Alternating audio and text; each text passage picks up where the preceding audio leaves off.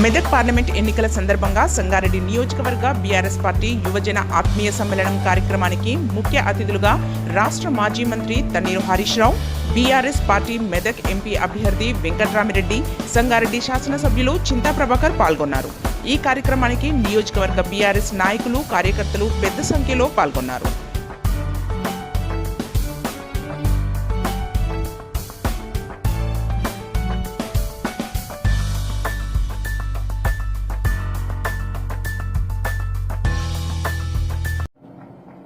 మా సంగారెడ్డి జర్నలిస్టులకు కూడా నా నమస్కారం. యువత అనుకుంటే ఏదైనా సాధ్యం. యువత పూనుకుంటే ఒక సమాజం బాగుపడుతుంది. యువత పూనుకోకపోతే ఒక సమాజం దెబ్బతింది. రేపటి భావి భారత పౌరులుగా రేపటి భవిష్యత్తు కోసం ఈ పార్లమెంట్ ఎన్నికల్లో ఆచితూచి ఓటేయాల్సినటువంటి అవసరం ఉంది. నేను చెప్పింది విన్నాక అది నిజమా కాదా ఆలోచించండి. నేను చెప్పిన దాంట్లో న్యాయం ఉందా లేదా ఆలోచించే మీరు నిర్ణయం తీసుకోండి. ఎందుకంటే రాజకీయాల్లో రోజు రోజుకు అబద్ధాలు పెరిగిపోతున్నాయి, ఫేక్ ప్రచారం పెరుగుతూ ఉన్నది. ఓడ దాటిదాకా ఓడమల్లప్ప, ఓడ దాటినాక బోడమల్లప్ప ముచ్చట ఎక్కువైపోయింది. బీజేపీ వాళ్ళ కథ గట్లనే ఉన్నది, కాంగ్రెస్ వాళ్ళ కథ గట్లనే ఉన్నది. నేను ఎందుకంటున్నా అంటే మీరు బాగా ఆలోచించండి. నేను అనేది రేపటి భవిష్యత్తు మీది. ఎవరో ఒకరు ఎంపీ గెలవడం కోసమో, ఒకరు ఎమ్మెల్యే గెలవడం కోసమో కాదు. మన సమాజం బాగు చేసేది ఎవరు, ఈ ప్రాంతానికి మేలు చేసేది ఎవరు, ఈ యువతకు మంచి మార్గ నిర్దేశం చేయగలిగేది ఎవరో ఆలోచించి నిర్ణయం తీసుకోవాల్సిన అవసరం ఉంది. ఇవాళ బీజేపీ వాళ్ళు, కాంగ్రెస్ వాళ్ళు ఇక తిరుగుతున్నారు కదా అంటే కాలికి బల్పం కట్టకుండా తిరుగుతున్నారు. నేను అడుగుతా ఉన్న బీజేపీ వాళ్ళను, 10 ఏళ్ళు బీజేపీ గవర్నమెంట్ ఉన్నది, 10 ఏళ్ళు బీఆర్ఎస్ గవర్నమెంట్ తెలంగాణలో ఉన్నది. నేను అడుగుతున్న బీజేపీ వాళ్ళను, 10 ఏళ్ళు మీరు గవర్నమెంట్లో ఉండి ఈ రాష్ట్రంలో, ఈ దేశంలో మీరు చేసిన ఒక్క మంచి పని చెప్పగలుగుతారా? యువతకు చేశారా? మహిళలకు చేశారా? దళితులకు చేశారా? బీసీలను బాగు చేసినారా? కార్మికులను బాగు చేసినారా? ఎవరు బాగుపడ్డారు మీ 10 ఏళ్ల పాలనలో అని నేను అడుగుతా ఉన్నా. ఏదో ఒక్క మంచి పథకం చెప్పండి. 10 ఏళ్లలో బీజేపీ హయాంలో ఇగో మేము ఒక మంచి పథకం తెచ్చాం, మంచి పని చేశాం అని ఒక్కటన్నా చెప్పండి. మంచి పథకం లేదు కనుకనే ఈ మధ్య మీరు చూస్తే చిత్రపటాలు పంచుతున్నారు, లేదంటే క్యాలెండర్లు పంచుతున్నారు బీజేపీ క్యాండిడేట్లు. బీజేపీ క్యాండిడేట్లు ఏం చేస్తున్నారు? ఇళ్ల పొన్నా ఎవడన్నా మేము ఈ పని చేసినాం, మేము ఈ పథకం తెచ్చాం, భవిష్యత్తులో ఈ పథకం తెస్తామని చెప్పాలి. చెప్పుకోవడానికి పథకాలు లేవు కనుక చిత్రపటాలు పంచుతున్నారు, క్యాలెండర్లు పంచుతున్నటువంటి బీజేపీ నాయకులను చూస్తా ఉంటే నాకు నవ్వొస్తా ఉన్నది. నేను అడుగుతున్న మా తమ్ముళ్ళను, ఈ తెలంగాణకు 10 ఏళ్లలో బీజేపీ చేసిన ఒక్క మేలున్నదా? దేశంలో 157 ప్రభుత్వ మెడికల్ కాలేజీలు ఇస్తే తెలంగాణకు ఒక్కటని ఇచ్చిందా? 157 నర్సింగ్ కాలేజీలు ఇస్తే ఈ తెలంగాణకు ఒక్కటని ఇచ్చారా? ఢిల్లీ వాడు ఇవ్వలేదు కానీ మన కేసీఆర్ సంగారెడ్డికి మెడికల్ కాలేజ్ ఇచ్చాడు, సంగారెడ్డికి నర్సింగ్ కాలేజ్ ఇచ్చిండు మన కేసీఆర్. ఒక్క నవోదయ విద్యాలయం ఇచ్చిందా బీజేపీ? మనం ఇలా జిల్లాలు చేసుకున్నాం కొత్తగా. జిల్లాకు ఒక నవోదయ విద్యాలయం ఇవ్వండి, కేంద్రీయ విద్యాలయం పెట్టండి అంటే మొండి చేయి చూపించింది ఈ బీజేపీ. ఏమిచ్చారు? ఆ రోజు ఏం చెప్పిండ్రు? బీజేపీ గెలిస్తే విదేశాల్లో నల్లధనం తెస్తాం, ఒక్కొక్కరి ఖాతాలో 15 లక్షల రూపాయలు తెస్తామన్నారు. పడ్డాయి తమ్మ ఎవరికన్నా? 15 లాక్ వచ్చినాయా ఎవరికన్నా? అంటే ఉత్తదే. ఒకసారి అమిత్ షా గారే చెప్పారు, మీరు 15 లక్షలు వేస్తామన్నారు కదా, ఏమైంది అంటే ఓతో ఎలక్షన్ కా జుమ్లా అంటాడు ఆయన. ఓట్ల కోసం జుమ్లా కొట్టించినామంటాడు. ఇగో ఇది బీజేపీ నీతి. అదేవిధంగా ఈ యువత కోసం, ఈ విద్యార్థుల కోసం ఏం చెప్పింది బీజేపీ? ఏడాదికి 2 కోట్ల ఉద్యోగాలు ఇస్తాన్నది. 2 కోట్ల అంటే 10 ఏళ్లలో 20 కోట్ల ఉద్యోగాలు ఇవ్వాలి. ఇస్తే ఎక్కడిచ్చారో ఎవరికి ఇచ్చారో బీజేపీ వైట్ పేపర్ రిలీజ్ చేసి ఓట్లు అడగాలని నేను డిమాండ్ చేస్తా ఉన్నా. ఇచ్చిందా 20 లక్షలు? 10 ఏళ్ల బీజేపీ పాలనలో ఇచ్చిన ఉద్యోగాలు కేవలం 6.5 లక్షలు మాత్రమే. చెప్పింది 20 కోట్లు, ఇచ్చింది 6.5 లక్షలు. ఏడాదికి 2 కోట్లు అన్నారు, 10 ఏళ్లలో 20 కోట్ల ఉద్యోగాలు ఇస్తామన్నారు, ఇచ్చింది మాత్రం 6.5 లక్షల ఉద్యోగాలు మాత్రమే. మరి ఏం చేసిండ్రు? ఏదన్నా ఒక మంచి పని చేసిండ్రా? చేసిండ్రు. ఏం చేసిందంటే పెట్రోల్ డీజిల్ ధరలను 60 రూపాయలకి 100 రూపాయలు దాటిచ్చారు. దాటిచ్చిందా లేదా? కానీ ఓట్లు రాగానే 2 రూపాయలు తగ్గించారు. ఇక ఎల్లుండి ఎలక్షన్ నోటిఫికేషన్ వస్తుందంటే పెట్రోల్ డీజిల్ 2 రూపాయలు కమ్మి చేసిండ్రు, 40 రూపాయలు పెంచిండ్రు, 2 రూపాయలు దించిండ్రు. ఇగో ఇది బీజేపీ మోసం. గ్యాస్ సిలిండర్ ధర బీజేపీ ఎక్కినాడు 350 ఉంటే ఇవాళ 1000 రూపాయలకు గ్యాస్ సిలిండర్ ధర పెరిగింది. 1000 రూపాయలకు పెరిగింది. ఓట్లు రాగానే 100 రూపాయలు దించారు. 1000 పెంచిండ్రు, 100 రూపాయలు దించిండ్రు. ఇగో ఇది బీజేపీ నాటకం. అదేవిధంగా ఏ రంగమన్నా చూడండి, ప్రపంచవ్యాప్తంగా ఎన్ని సర్వేలు జరిగినా భారతదేశంలో నిరుద్యోగం పెరిగింది, పేదరికం పెరిగింది, ఆకలి పెరిగింది, రూపాయి విలువ తగ్గిపోయింది అని అన్నిట్లలో దిగుతున్నది తప్ప 10 ఏళ్ల బీజేపీ పాలనలో పెరిగిందైతే ఏమీ లేదు. పెరిగింది లేదు, బాగుపడ్డది లేదు. ఈ దేశంలో ఎంతసేపు మత కలహాల మీదనో సెంటిమెంట్ల మీదనో అధికారంలోకి వచ్చే రాజకీయం తప్ప ప్రజల కోసం పేదల కోసం బీజేపీ ఎన్నడూ కూడా ఆలోచించలేదు. అందుకే మీరు ఆలోచించాలి. ఇవాళ మరి బీజేపీ కథ గట్లున్నది. బీజేపీకి ఒక ఆయన పోటీ చేస్తుండ్రు రఘునందన్ రావు. ఆయన గురించి సంగారెడ్డిలకు జర తక్కువ తెలుసు. ఒకసారి ఆ వీడియో చూపిస్తా. ఏంటిదో కూడా ఆ వీడియో చూస్తే ఆయన సంగతి మీకు అర్థమవుతుంది. ఒకసారి దుబ్బాకలో గౌరవనీయులు మన మాజీ ఎమ్మెల్యే రామలింగారెడ్డి అని చనిపోతే బై ఎలక్షన్ వచ్చింది. ఈ రఘునందన్ రావు దుబ్బాకలో నిలబడ్డాడు. నిలబడి ఏం చెప్పిండు? ఆడ ఇంటికి 2 ఎడ్లు ఇస్తా, నాగలు ఇస్తా అన్నాడు. నా సొంతం కొనిస్తా అన్నాడు. నిరుద్యోగ యువతకు సొంతం 2000 నిరుద్యోగ భృతి ఇస్తా అన్నాడు. 6 నెలల టెక్స్టైల్ పార్క్ తెస్తా అన్నాడు. రైలు వేస్తా అన్నాడు. ఇంకా ఒక అడుగు ముందుకేసి భార్య భర్తల్ని విడదీయండి, భార్య మీద భర్తకు చెప్పండి, భర్త మీద భార్యకు చెప్పండి, మర్డర్లు చేయండి, ఏమన్నా చేయండి, ఎలక్షన్ గెలువుండ్రి అన్నాడు. అదొక్కసారి చూడండి. ఖచ్చితంగా ప్రతి రైతు కుటుంబానికి భారతీయ జనతా పార్టీ పక్షాన్ని ప్రతి నిరుద్యోగికి ప్రతి నెల 2000 రూపాయలు వ్యక్తిగతంగా గెలిచిన మరుక్షణం నుంచే ఇంప్లిమెంట్ చేసేటువంటి కార్యక్రమానికి మన దగ్గర ఒక స్పష్టమైనటువంటి ప్రణాళిక ఉందని చెప్పి మీకు అందరూ కూడా తెలియజేసుకోవచ్చు. భారతీయ జనతా పార్టీని గెలిపిస్తే మేము గెలిపించిన 6 నెలలలో కేంద్ర మంత్రి తీసుకువచ్చి ఉపాధి టెక్స్టైల్ పార్క్ ఈ సందర్భంగా తెలియజేస్తా ఉన్నాం.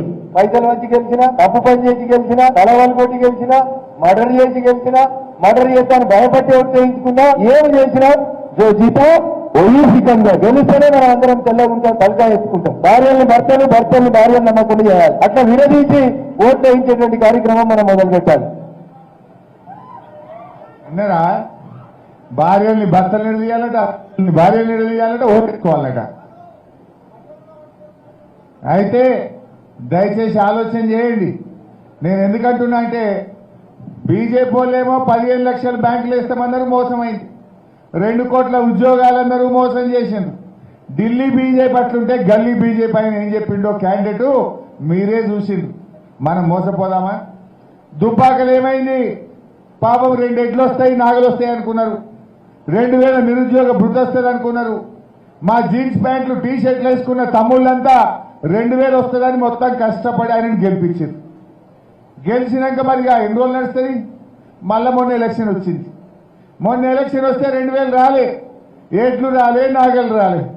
జనాలకు అర్థమైంది అదే జీన్స్ ప్యాంట్లు టీ షర్ట్లు వేసుకున్న తమ్ముళ్ళంతా తిరగబడి ఉతికిరు కదా అంటే 54,000 ఓట్లతో కొత్త ప్రభాకర్ రెడ్డిని గెలిపించింది. ఒక్కసారి మోసం చేయొచ్చు, ఊకే మోసం చేస్తావా? అదే జనంకు రేపు మనసు పట్టింది అనుకో, ఉతుకుడే 54,000 ఓట్లతో ఓడిపోయినావు. నువ్వు నిజంగా మంచిగా పనిచేస్తే, నువ్వు మంచివాడివే అయితే దుబ్బాకల్నే గెలుస్తోంది కదా. దుబ్బాకల జల్లని రూపాయి సంగారెడ్డి జల్తదా సంగారెడ్డిలో? మరి ఎట్లా వేయాలి సంగారెడ్డిలో ఓటు? దయచేసి మీద ఆలోచన చేయండి. మనం కూడా మళ్ళీ దుబ్బాకోళ్ళు మోసపోయినట్టు సంగారెడ్డిలో మోసపోదామా? ఈ జుమ్లా మాటలకు ఆగమైదామా? ఇంకో మాట అన్నాడు, దుబ్బాకలో గెలిచినాక ఏమన్నాడు, ఒకసారి సోషల్ మీడియాలో ఆయన ఆడియో వచ్చింది, మీరు అందరు వినే ఉంటారు. ఈయన దుబ్బాకలో ఎమ్మెల్యే గెలిచినాక ఢిల్లీ పోయింది. ఢిల్లీలో ఒకసారి మాట్లాడుకుంటా అంటాడు, ఏ దుబ్బాకలో నడ్డా లేదు, బీజేపీ లేదు భయ్, అంతా రఘునందన్ నేనే సొంతం గెలిచిన అన్నాడు. బీజేపీ లేదే లేదు, నా సొంత ఇమేజ్ అన్నాడు. అన్నాడా లేదా? అంటే ఆయన బీజేపీని మోసం చేసిండు, దుబ్బాక ప్రజల్ని మోసం చేసిండు. రేపు మనం చేయడా ఏంది? రేపు మనం చేయడానికి గ్యారెంటీ ఏంది? అందువల్ల జాగ్రత్తగా ఆలోచించాలి. అటువంటి వాళ్ళ పట్ల మన అభ్యర్థి గుణగణాలు కూడా చాలా ముఖ్యం. వెంకట్రామరెడ్డి గారు చాలా పేదలకు సాయం చేసేటువంటి వ్యక్తి. ఆయన గురించి చెప్పాలంటే చాలా ఉంది. ఆయన బిడ్డ పుట్టింది సంగారెడ్డిలో, ఆయన కొడుకు విద్యాభ్యాసం చేసింది సంగారెడ్డిలో. మొన్న ఎన్నికల్లో ఆయన ఓటేసింది మన సంగారెడ్డి జిల్లాలో ఓటేసిండు. ఈ సంగారెడ్డి జిల్లాలో ఓటర్, ఈ సంగారెడ్డి జిల్లాలో నివాసం ఉంటాడు, ఈ సంగారెడ్డి జిల్లాలో 10 ఏళ్ల పాటు ఒక అధికారిగా పనిచేసినటువంటి వ్యక్తి.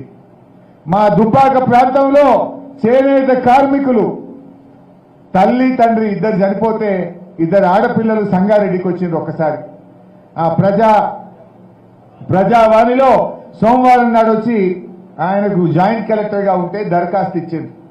ఇస్తే ఆ పిల్లల్ని చూసి మనసు బాధపడి కళ్ళల్లో నీళ్లు తీసుకొని, అయ్యో తల్లిదండ్రులు ఇద్దరు చనిపోయిండు, ఎవరు లేరు, మాకు దిక్కెవరని ఆ పిల్లలు తెలుగులో రాసుకొని దరఖాస్తు ఇస్తే ఆ పిల్లల్ని దత్తత తీసుకొని సంగారెడ్డిలో హాస్టల్లో పెట్టి, తర్వాత ఇక్కడ నుంచి సిద్దిపేటకు ట్రాన్స్ఫర్ అయితే ఆ పిల్లల్ని సిద్దిపేటకు తెచ్చి చదివించి పెద్ద చేసి ఉద్యోగం ఇప్పించి ఇవాళ ఆ పిల్లలకు తండ్రి తల్లి పెళ్లి చేసేటువంటి కార్యక్రమం చేసినటువంటి వ్యక్తి.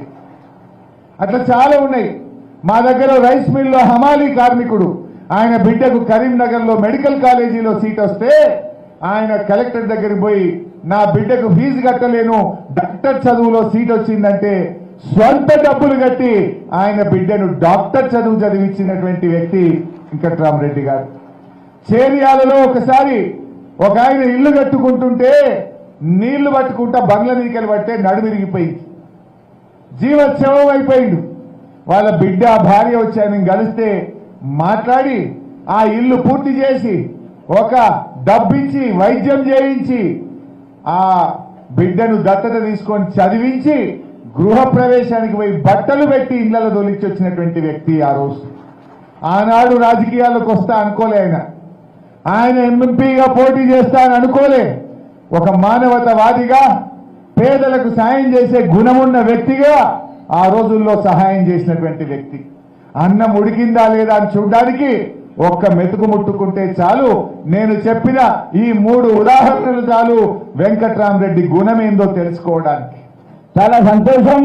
ఇవాళ ఈ రోజు బీఆర్ఎస్ అభ్యర్థిగా, బీఆర్ఎస్ మెదక్ పార్లమెంట్ స్థాన అభ్యర్థిగా మీ ముందు ఉండడం నాకు చాలా సంతోషంగా ఉంది.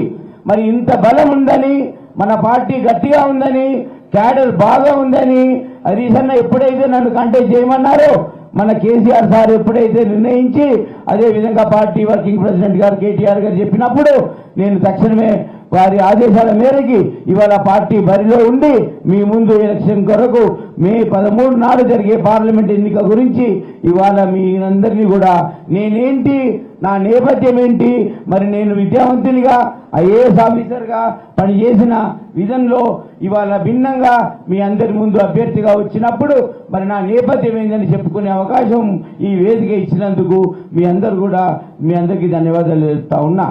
మరి నేను ఒక ఐఏఎస్ ఆఫీసర్గా మీ మధ్యలో ఉన్నాను. ఇవాళ నాకు చాలా సంతోషం.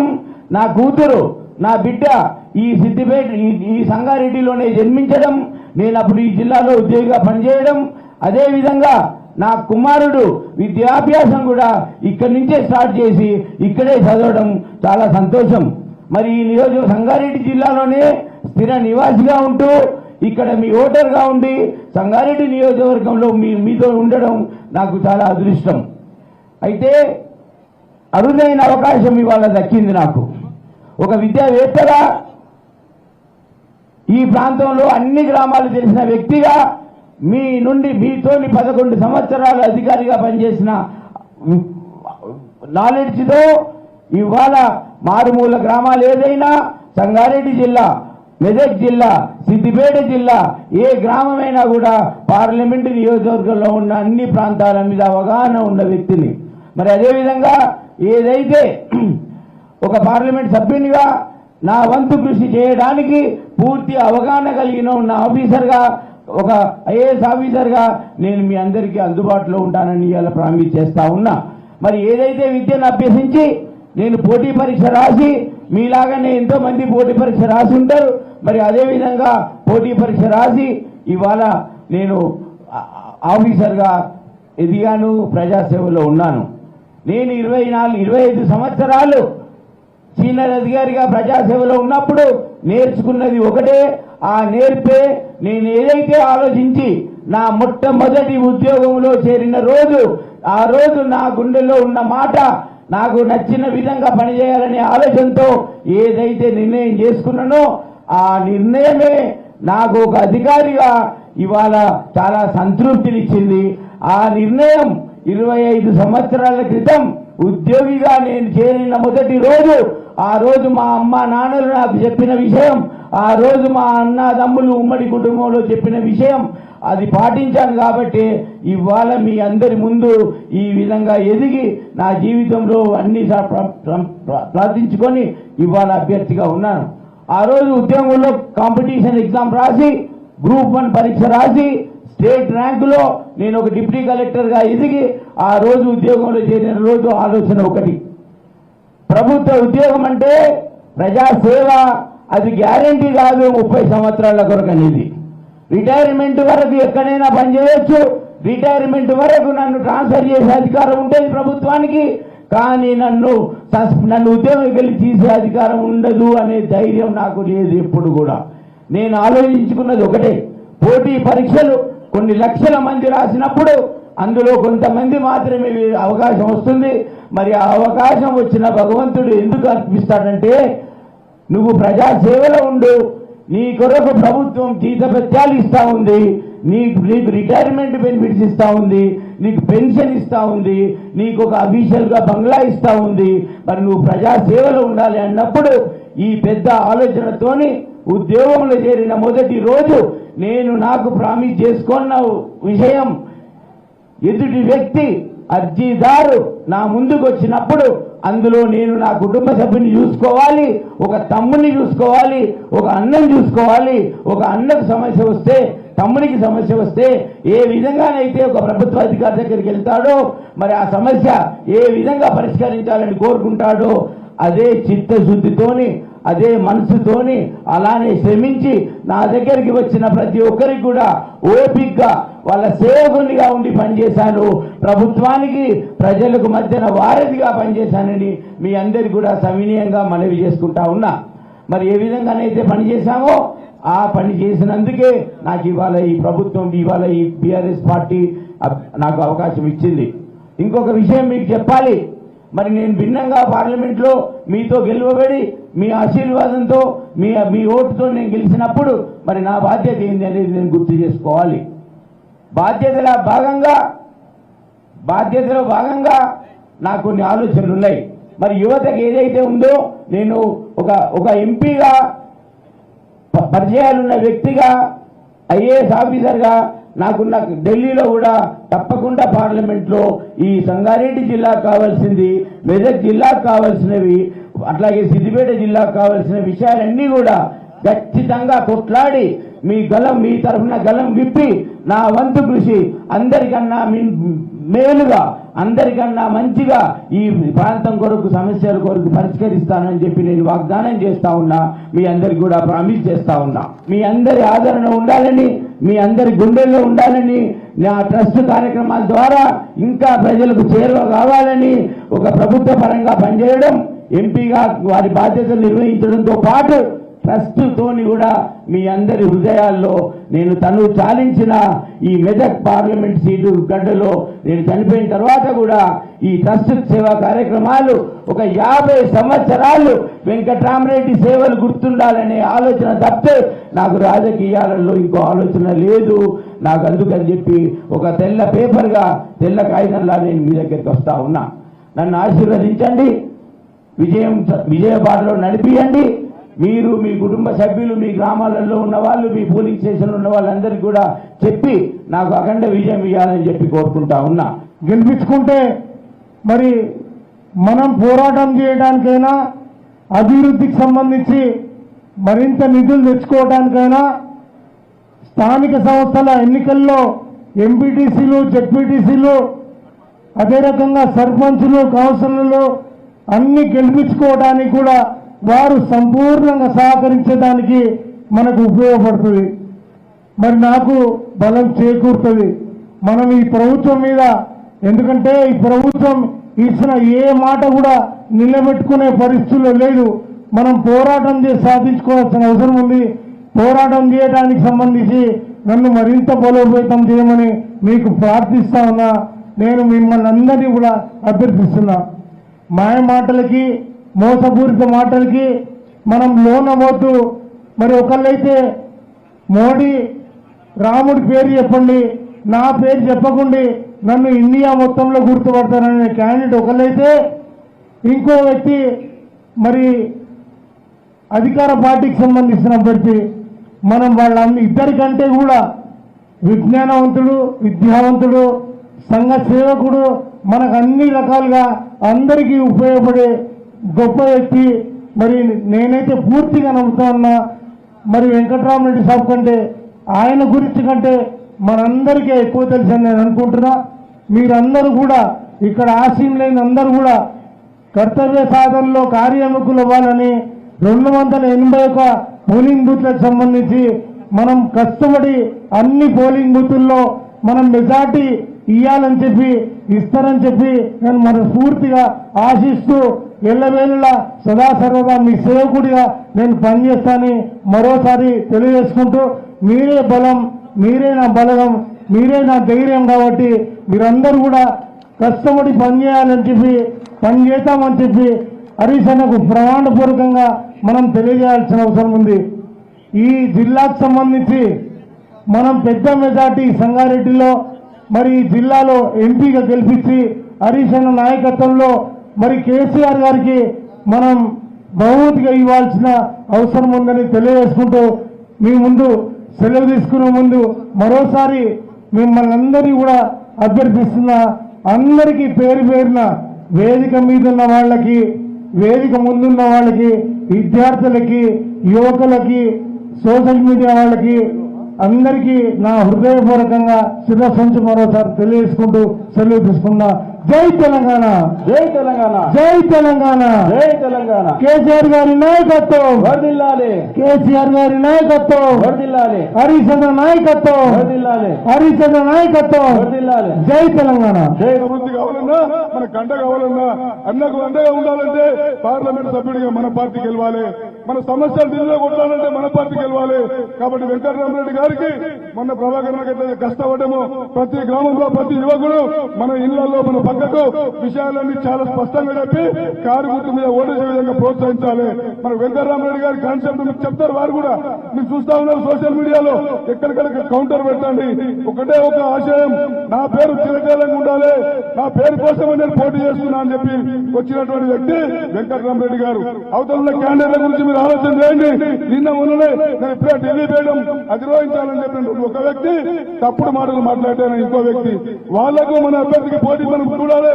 ముగ్గురు అభ్యర్థులలో ఎవరు కరెక్ట్, ఎవరి ద్వారా అభివృద్ధి అవుతుంది, ఎవరితో మనకు న్యాయం జరుగుతుంది ప్రజలకు అని చెప్పి మనం ఆలోచన చేయాల్సిన అవసరం ఉన్నది. మనకు హరీష్ అన్న అండ ఉన్నది, పిలిస్తే వాళ్ళకి హరీష్ అన్న ఉన్నాడు, టీఆర్ఎస్ పార్టీ జెండా మనకు అండగా ఉన్నది. అందరం కలిసి సంగారెడ్డి అసెంబ్లీలో ఎట్టి పరిస్థితుల్లో మొన్న ఏ విధంగా కష్టపడమో ఆ విధంగా కష్టపడి ఎన్ని తప్పుడు మాటలు చెప్పినా ఏం చెప్పినా మనందరం కూడా యువకులందరూ కష్టపడి మెజార్టీ తీసుకోవాలని చెప్పి కూడా కోరుతూ, అదేవిధంగా స్థానిక సంస్థలు రాబోతా ఉన్నాయి. ఇప్పుడే తమ్ముడు శ్రీహరి రెడ్డి మాట్లాడిన సర్పంచ్, అదేవిధంగా నరేష్ సర్పంచ్, చాలా మంది యువకులు కౌన్సిలర్లు ఉన్నారు తమ్ముళ్ళు. మీ దాంట్లోకెళ్ళే మీ యువకులకెళ్ళే ముఖ్యమంత్రి ప్రకటించిన జూన్ లో ఎన్నికలు పెడతా ఉన్నాం. మేము కూడా ఎన్నికలు రెడీ అంటున్నాం. బీఆర్ఎస్ పార్టీ సిద్ధం ఉన్నది. ముఖ్యమంత్రి 6 గ్యారెంటీలు అయితే మాట్లాడి మాట తప్పినవా, ఎన్నికలకు మాట తప్పొద్దు. నీ కర్రు కాల్చి వాతావరణానికి ప్రజలు సిద్ధంగా ఉన్నారు. ఇక్కడ వాళ్ళందరూ మీరు సిద్ధం కావాలి. మీ బూత్లలో మీరు మెజార్టీ తీసుకురండి, మీ వార్డులలో మీరు మెజార్టీ తెచ్చుకోండి. జూన్ జూలై జరిగే ఎన్నికల్లో ఎంపీటీసీ సర్పంచులుగా మేము జిల్లా అధ్యక్షుడు ప్రభాకర్ కానీ, కాబోయే ఎంపీ వెంకటరామరెడ్డి కానీ, అదేవిధంగా హరీశ్వర్ నోటీసులు తీసుకుపోయి సగం టికెట్లు యువకులకు ఇప్పించే బాధ్యత మేము తీసుకుంటామని చెప్పి గుర్తు చేస్తా ఉన్నాం. Thanks for watching NV News. Please like, share, and don't forget to comment. Please subscribe our channel and press bell icon.